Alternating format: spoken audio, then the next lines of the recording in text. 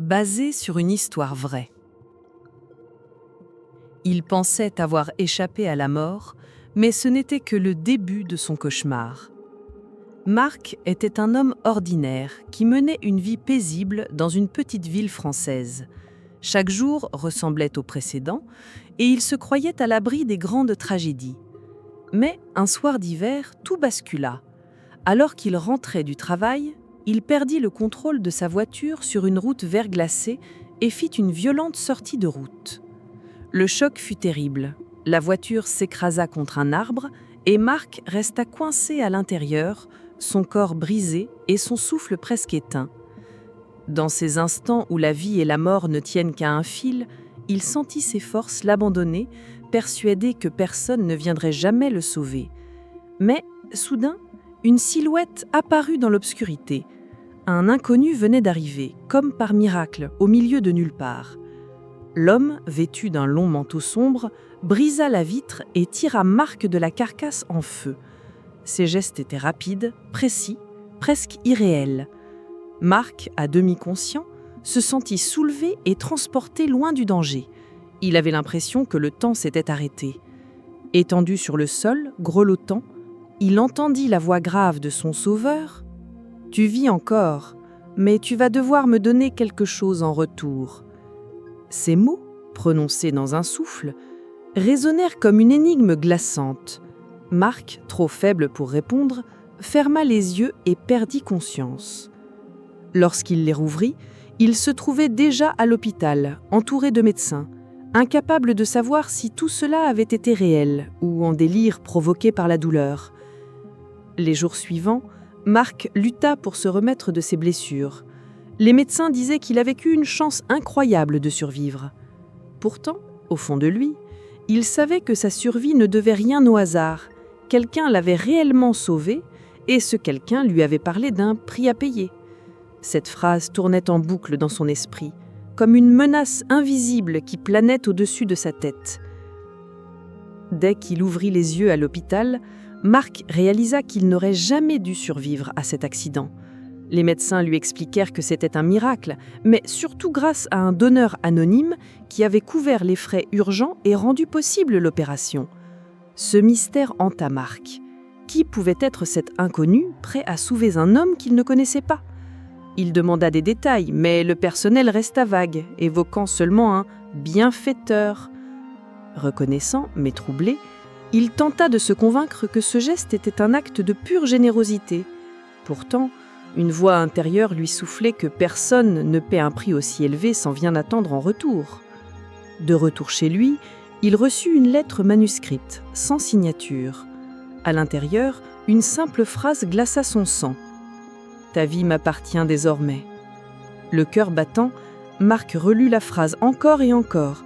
Ce n'était plus de la gratitude qu'il ressentait, mais une peur sourde qui s'insinuait dans chacun de ses gestes. Les jours suivants, il observa son entourage avec méfiance. Chaque regard, chaque sourire dans la rue lui semblait suspect. Était-ce l'auteur de la lettre qui le suivait ? Une nouvelle enveloppe arriva, contenant une photo prise devant sa propre maison. Le message au dos était encore plus direct.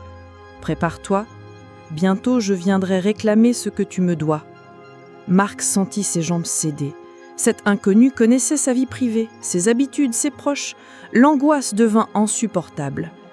Il tenta de signaler la situation à la police, mais les agents haussèrent les épaules. « Sans menace explicite, nous ne pouvons rien faire. » Ces mots résonnèrent comme une condamnation. Prisonnier de sa peur, il évitait de sortir. Chaque bruit nocturne, chaque ombre derrière sa fenêtre lui rappelait qu'une dette invisible pesait désormais sur son existence. Un soir, son téléphone sonna. Une voix grave et calme dit seulement « Ton sauveur te parlera bientôt. Prépare-toi. » Puis la ligne coupa net. Marc sentit son monde s'effondrer.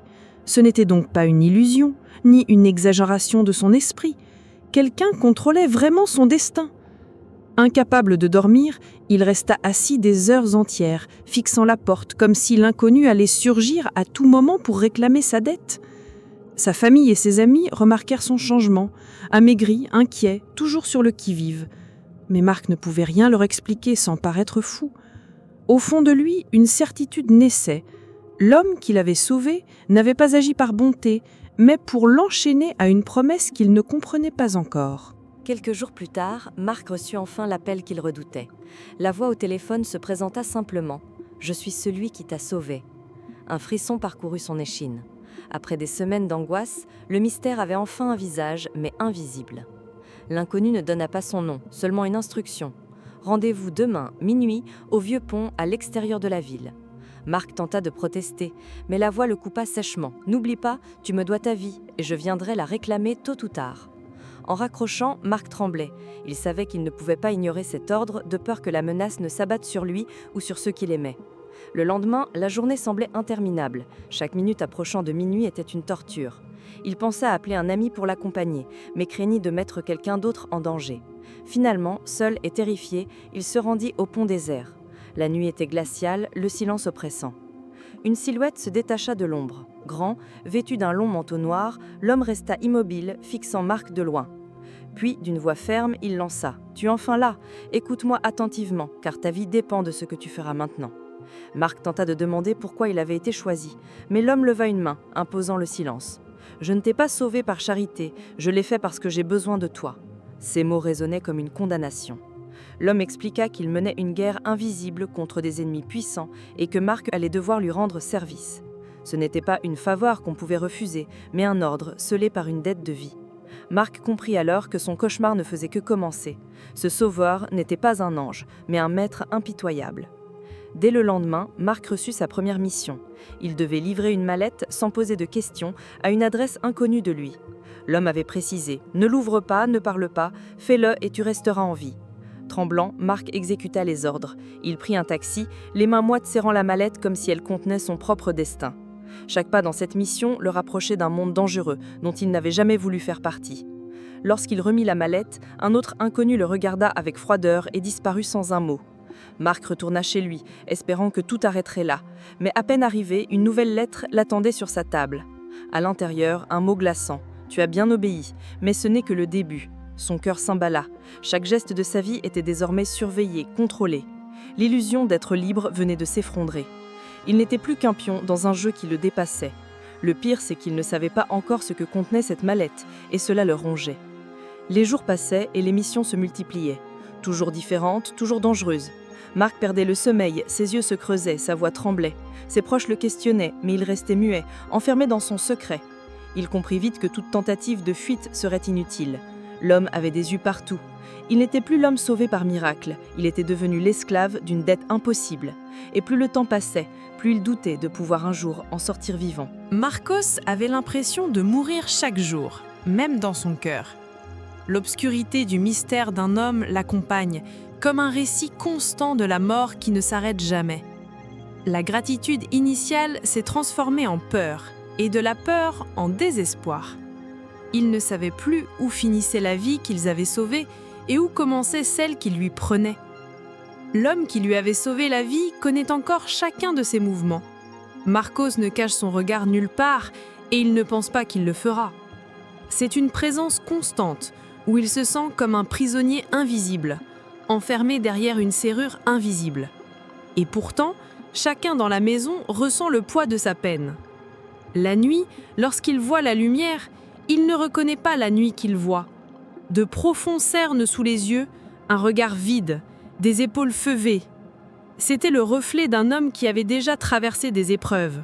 « Pourquoi vis-tu ainsi ?» on lui demandait, les larmes aux yeux, honteux que ce soit inacceptable. La vie qu'il avait retrouvée était devenue un fardeau insupportable. Il réfléchit lorsqu'il réalisa qu'il devait prendre une décision radicale. Le prix importait peu, le risque importait peu. Il devait choisir entre rester un clou ou retrouver, ne serait-ce qu'un instant, la liberté de son esprit. Il espérait échapper à l'ampleur de son tourment et avec force, comme s'il pouvait le briser avec des verrous invisibles. « Je ne peux plus continuer comme ça, dit-il d'une voix brisée. Je préfère prendre la moindre précaution avant de savoir comment me laisser tranquille. C'est la première fois que tu le ressens aussi clairement depuis le jour où tu as été sauvé, pensa-t-il. La vérité, bien que douloureuse, lui rendit une étincelle de dignité. Il décida de partir à la recherche de l'homme mystérieux. Il n'y avait aucune nouvelle, Pas de jugement sommaire, il y aurait un lien direct, mais il devait apparaître quand j'aurais besoin de lui. Il marchait dans les rues, le cœur battant, mais avec une détermination qu'il n'avait jamais ressentie auparavant. C'était comme si, enfin, le poids de son âme s'était allégé. Après l'avoir cherché, elle le trouva. « Alors, tu as enfin décidé de parler ?» murmura-t-elle d'un ton moqueur. Marcos, tremblant, soutint son regard. « J'ai déjà trop payé. Ma dette envers toi prend fin aujourd'hui, » répondit-il d'une voix plus ferme qu'il ne l'aurait cru. Le silence qui suivit fut insupportable. L'espace d'un instant, Marcos crut que la série était terminée. Quand l'homme se contenta de rire, il rit de savoir comment survivre. « Tu ne comprends rien, » dit-il calmement. « Le véritable prix reste à découvrir. » Ces mots résonnaient dans l'esprit de Marcos comme un écho sans fin. Que signifiait-il? Quel prix pouvait être pire que la vie elle-même? Au fil des jours, le doute la consuma, mais il s'intensifia. Elle comprit que l'ennemi ne détruisait pas ni sa nourriture ni son obéissance. Bien que ce fût bien plus profond, il craignait son esprit. Et à cet instant, elle tenta tout. Le prix n'était ni matériel ni physique. C'était sa liberté intérieure, sa capacité à décider par lui-même.